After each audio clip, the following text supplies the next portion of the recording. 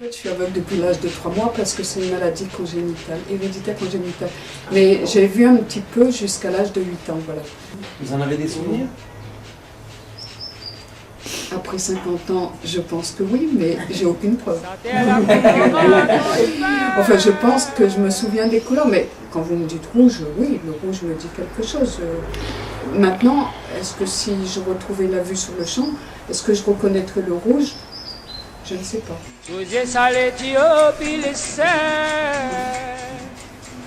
Vous êtes originaire de Châlons? Non. Vous venez de quelle région? De la Réunion. J'ai vécu avec mes frères et sœurs normalement. Et à la Réunion, la chance que j'ai eue, c'est qu'il y avait une école spécialisée, il y a un institut spécialisé. Et les bonnes sœurs sont venues me chercher tout bonnement chez moi. Un dimanche, elles ont débarqué à la maison. Et je suis rentrée à l'école, j'avais 59, j'avais 7 ans, je pense.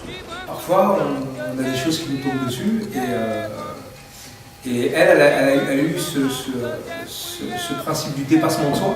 Elle a essayé de se dépasser, de compenser son handicap, donc c'était la vue.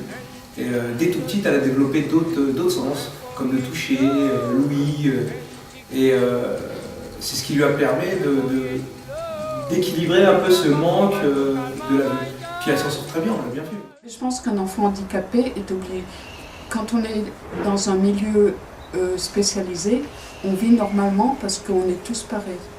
Enfin, je ne sais pas si vous suivez mon raisonnement. Tout ça pour dire qu'à notre époque, on dit il faut intégrer. Oui, mais il y a des intégrations. Moi, je me suis battue il n'y a pas longtemps pour qu'un enfant qui était à l'école à Saint-Rémy, qui avait une malvoyance assez prononcée, aille dans une école spécialisée. Le problème, c'est que à Châlons, il n'y a pas d'école spécialisée.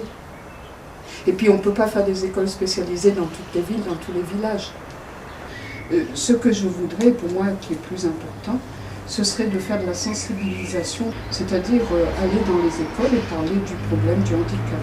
En général, ils ont toujours beaucoup de questions, les enfants, donc je réponds. Et puis ensuite, on fait des jeux. Mais je pense que c'est une chose qu'on pourrait faire ailleurs, hein, dans les maisons de retraite, etc., etc. En fait, on est tombé sur une personne atypique, elle est hyperactive. Ah oui. Et elle veut faire du bénévolat parce qu'elle est performante socialement.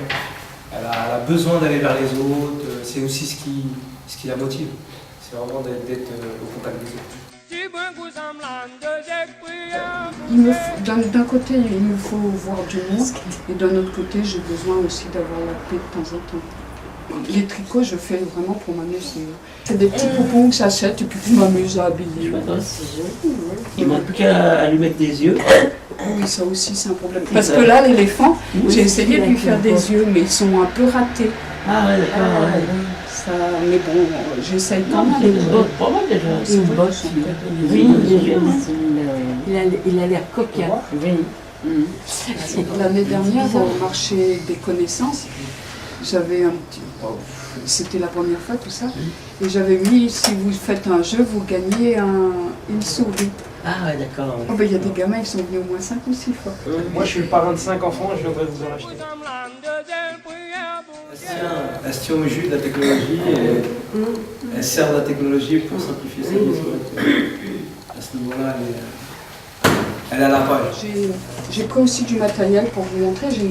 Ça, c'est un lecteur de cartes. Et là-dessus, je peux mettre des quantités de livres. Ça me permet d'écouter mes bouquins dessus. J'ai un iPhone comme tout le monde. J'ai un thermomètre parlant, que vous avez entendu tout à l'heure. J'ai une balance parlant, un pèse-personne parlant. La télé, ça ne m'intéresse pas. Alors la télé, je ne l'ai pas. J'ai un appareil qui est censé être génial. Ah bon? Vous allez l'essayer. C'est un détecteur de couleurs. Ah d'accord. Alors si je le mets contre un truc, il va me dire la couleur.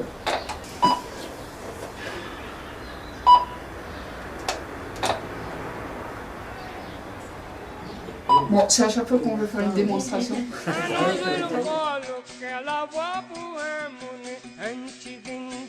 Comment vous arrivez à distinguer quand vous allez vous promener les bruits de la route Alors là, ça c'est aussi bon, c'est un apprentissage et puis l'habitude. C'est beaucoup d'habitude. Et puis bon, le problème, il faut se lancer.